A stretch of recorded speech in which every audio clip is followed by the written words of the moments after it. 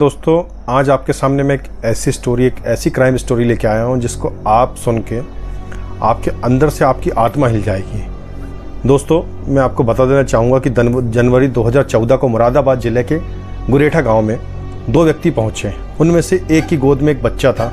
वह बोला, तीर्थकार Mahavir medical college में मेरी पत्नी ने एक बेटी को जन्म दिया है। बच्ची मर गई, अब उसे दफनाना है। दफनाने के लिए हमें फावड़ा चाहिए, हमें शमशान बता दो, इस बच्ची को हम वहाँ दफना देंगे। दोस्तों, ऐसे दुख में लोग हर तरह से सहयोग करने की कोशिश करते हैं, इसलिए फावड़ा आदि लेकर गांव के कई लोग उन दोनों के साथ गांव के पास ही बहने वाली गागन नदी की ओर चल दिए। तो एक आदमी दुकान से बच्ची के लिए कफन भी खरीद लाया। गागन नदी के आसपास के गांवों के लोग अपने परिजनों का अंतिम संस्कार नदी के किनारे स्थित शमशान में करते थे, इसलिए वे भी बच्ची को कफन में लपेटकर नदी की तरफ चल दिए। दोस्तों, मैं आपको बताना चाहूँगा कि नदी किनारे पहुंचकर गांव के एक आदमी ने बच्ची की लाश को दफनाने के लिए गड्ढा भी खोद दिया। वह उसे दफनाने ही वाला था, उसी समय बच्ची रोने लगी। आप समझ सकते हैं कि क्या हाल रहा होगा उस समय। बच्ची के रोने की आवाज़ सुनकर गांव वाले चौंक गए कि उस बच्ची को तो उन दोनों लोगों ने मरा हुआ बताया था। बच्ची के जीवित होने पर उसके पिता और साथ आए युवक को खुश होना चाहिए, लेकिन वे घबरा रहे थे। उनके चेहरे देखकर गांव वालों को शक हुआ। वे समझ गए कि कुछ न कुछ जरूर गड़बड़ है। लिहाजा उन दोनों को घेर लिया, भीड़ ने उन लोगों को घेर लिया और हकीकत जानने की कोशिश करने लगे। लेकिन वे ये कहते रहे कि डॉक्टर ने बच्ची को मृत बताया है, इसके बाद ही तो उसे दफनाने के लिए आए हैं। ये बात गांव वालों के गले नहीं उतरी। शोर शराबा सुनकर आसपास खेतों में काम करने वाले लोग भी वहां पहुंच गए। भीड़ बढ़ती देख वे दोनों वहां से भागने का मौका ढूंढने लगे। लोगों ने उन्हें दबोच लिया और उसी समय पकड़कर बड़ा थाने में फोन कर दिया। सूचना पाकर थाना प्रभारी तेजेंद्र यादव सब इंस्पेक्टर सहदेव के साथ शमशान घाट पहुंचे। उन्होंने दोनों लोगों से पूछताछ की तो एक ने अपना नाम राजेश और दूसरे ने दिनेश बताया। उन्होंने जब बच्ची को देखा तो वह जीवित थी। वह 5-6 दिनों की लग रही थी। पता चला कि राजेश की बेटी है और दूसरा युवक उसका साला है। पास में ही तीर्थकर महावीर मेडिकल कॉलेज था। पुलिस ने उन बच्ची को बगैर देर किए मेडिकल कॉलेज में भर्ती करा दिया, जिससे उसकी जान बच सके।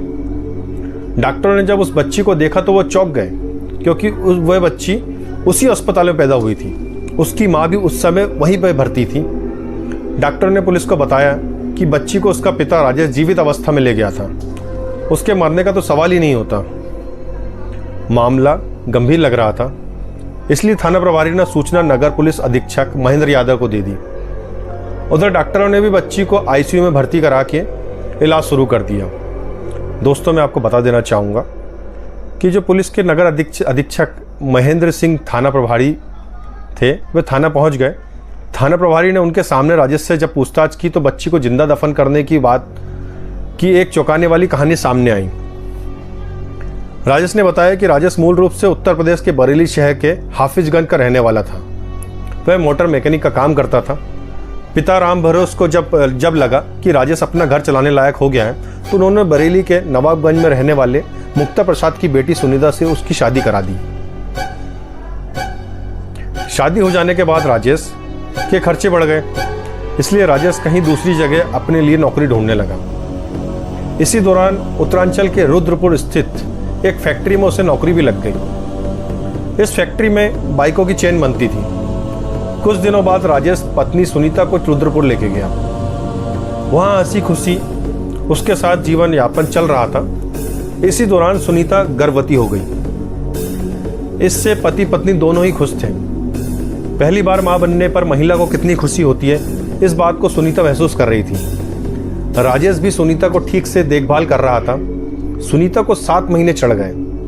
अब सुनीता को कुछ परेशानी होने लगी, क्योंकि डॉक्टर ने भी सुनीता को कुछ एहतियात बरतने की हिदायत दे रखी थी। सावधानी बरतने के बाद भी अचानक एक दिन सुनीता को प्रसव पीड़ा शुरू हो गई। जिस डॉक्टर से सुनीता का इलाज चल रहा था, राजेश पत्नी को तुरंत उसी डॉक्टर के पास ले गया।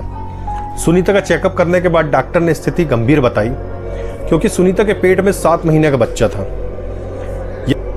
यदि वो 8 साढ़े 8 महीने के ऊपर का होता तो डिलीवरी कराई जा सकती थी। समय से 2 महीने पहले डिलीवरी कराना उस डॉक्टर की नज़रों में मुनासिब नहीं था। ऐसी हालत में सुनीता को किसी अच्छे अस्पताल या नर्स ले जाना जरूरी था। रुद्रपुर में कई नर्सिंग होम ऐसे थे जहां सुनीता को ले जाया जा सकता था, लेकिन वे महंगे होने की वजह से राजेश के बजट के बाहर थे। लिहाजा वो पत्नी को लेकर मुरादाबाद आ गया। उसे तीर्थकार महावीर यूनिवर्सिटी मेडिकल कॉलेज में भर्ती करा दिया। वहां 4 जनवरी 2014 को सुनीता ने एक बेटी को जन्म दिया। बच्ची 7 महीने में पैदा हुई थी, इसलिए बेहद कमज़ोर थी। उससे इंक्यूबेटर में रखा जाना बहुत ज़रूरी था, लेकिन मेडिकल कॉलेज में जो इंक्यूबेटर थे उनमें पहले से ही दूसरे बच्चे रखे हुए थे। ऐसी स्थिति में मेडिकल कॉलेज के joint director doctor Vipin Kumar Jain ने राजेश को सलाह दी कि वह अपनी बच्ची को किसी अन्य नर्सिंग होम या अस्पताल या फिर दिल्ली लेके जाएं, क्योंकि बच्ची की हालत बिल्कुल भी ठीक नहीं है। इधर इतनी कमजोर बच्ची को देखकर वार्ड में भर्ती मरीजों के परिजनों ने राजेश के मुंह पर ही कह दिया कि बच्ची बचेगी नहीं, और यदि बच भी गई तो पूरी जिंदगी अपंग रहेगी। और राजेश ने उनकी बातों पर ज्यादा ध्यान नहीं दिया। बेटी की जान बचाने के लिए राजेश ने उसे लेकर मुरादाबाद के साईं अस्पताल पहुंचा। राजेश के साथ उस समय साला दिनेश भी था। साईं अस्पताल में बच्ची को भर्ती कराने के पहले 10,000 रुपये जमा करने को कहा गया। उसके पास उस समय इतने रुपए नहीं थे। राजेश ने अस्पताल कर्मियों से कहा भी कि वह पैसे बाद में जमा कर देगा, पहले बेटी का इलाज तो शुरू कर दे, लेकिन उसके अनुरोध को उन्होंने अनसुना कर दिया। राजेश बेटी को हर हाल में बचाना चाहता था। उसने अपने सगे संबंधी और रिश्तेदारों को फोन भी किया और अपनी स्थिति बताई, उनसे पैसे मांगे, लेकिन किसी ने भी उसकी सहायता करने के बजाय कोई ना कोई बहाना बना दिया। राजेश बहुत परेशान हो गया। ऐसी हालत में उसकी समझ में नहीं आ रहा था कि वह क्या करे। चारों ओर से हताश हो चुके राजेश ने शब्द गूंज रहे थे कि बच्ची जिंदा नहीं बचेगी, और अगर बच भी गई तो विकलांग रहेगी। निराश हताशा के दौर से गुजर रहे राजेश ने सोचा कि जब बच्ची पूरी जिंदगी विकलांग ही रहेगी तो उसकी जान बचाने से क्या फायदा। इससे अच्छा तो यही है कि ये मर जाए। इसके अलावा उसके मन में एक बात यह भी घूम रही थी कि यदि बच्ची नहीं मरी तो वह उसकी वजह से पूरी जिंदगी परेशान रहेगा। लिहाजा उसने बेटी को खत्म करने की सोची। उसने अपने साले दिनेश से ही बात की। उसने भी जीजा की हाँ में हाँ मिलाते हुए 6 दिन की बच्ची को खत्म करने को कहा। दोनों ने बच्ची को मारने का फैसला तो कर लिया, लेकिन अपने हाथों से दोनों में से किसी की भी उसका गला दबाने की हिम्मत नहीं हो रही थी। फिर उन्होंने तय किया कि बच्ची को जिंदा गड्ढे में दफना देंगे। जब सुनीता पूछेगी तो कहेंगे कि बच्ची की मौत हो गई और उसे दफना आए हैं। गड्ढा खोदने के लिए उनके पास कोई चीज नहीं थी, इसलिए वो फावड़ा मांगने के लिए गुरेठा गांव पहुंचे। ऐसी हालत में गांव वालों ने उनकी सहायता करना मुनासिब समझा। उनके साथ गागर नदी के किनारे उस जगह पर पहुंच गए जहां लोगों का अंतिम संस्कार किया जाता है। दोस्तों की नन्ही सी जान की आंखें ठीक से खुली भी नहीं थी कि दुनियादारी से तो उसे कोई मतलब ही नहीं था। पिता के मजबूत हाथों में वह इसलिए आई थी, वे इसका इलाज कराएंगे, लेकिन उसे क्या पता था कि कन्यादान कराने वाले हाथ ही उसे जिंदा दफनाने के लिए आगे बढ़ेंगे। लेकिन जैसे ही उसे गड्ढे में ठंडी रेत पर लिटाया गया, वे हाथ पैर चलाते हुए जोर जोर से रोने लगी। जैसे वे रोते रोते अपने जन्मदाता से पूछ रही है कि मेरा कसूर क्या है, मुझे मत मारो, एक दिन मैं ही तुम्हारा सहारा बनूंगी और घर में उजियारा फैलाऊंगी। लेकिन उस समय पिता की संवेदनशीलता नदारत हो चुकी थी। अचानक बच्ची की आवाज सुनकर राजेश और दिनेश घबरा गए। वे सोचने लगे कि काश 2 मिनट और ना रोती।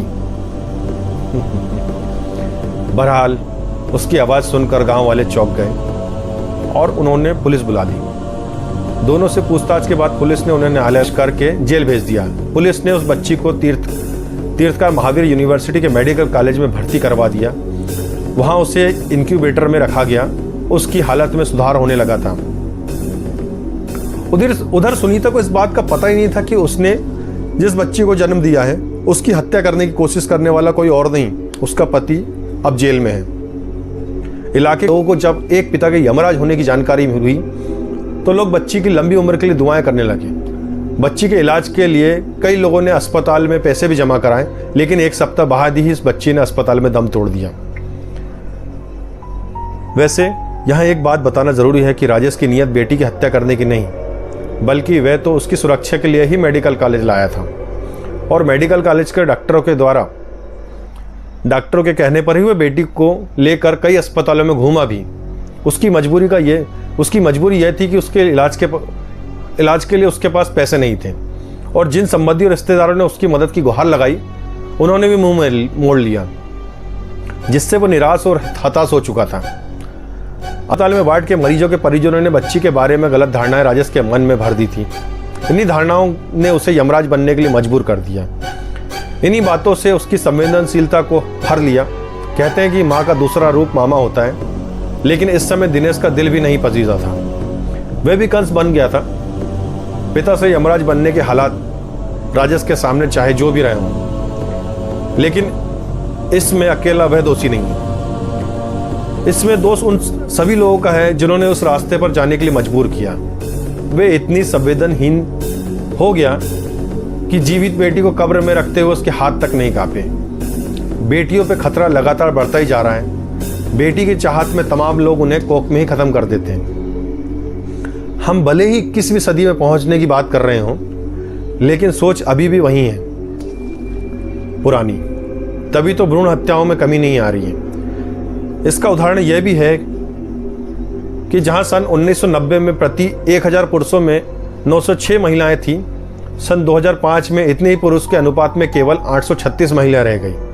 बात 2000 की करते हैं, बात 2014 की करते हैं, तो आंकड़ा 1000 पुरुषों में 940 स्त्रियों का है। कह सकते हैं कि लोगों में काफ़ी हद तक जागृति आई है और भ्रूण हत्याओं का ग्राफ गिरा है। ये खुशी की बात है, लेकिन इस मामले को देख कर लगता है कि हमें भी पुरुष की सोच को बदलने की ज़रूरत है। दोस्तों, इस क्राइम स्टोरी ने आपको अंदर तक के हिला दिया होगा, मेरा भी यकीन है। अगर ये स्टोरी आपको टच करती है तो प्लीज़ इस वीडियो को लाइक करें और चैनल को सब्सक्राइब करें। जय हिंद।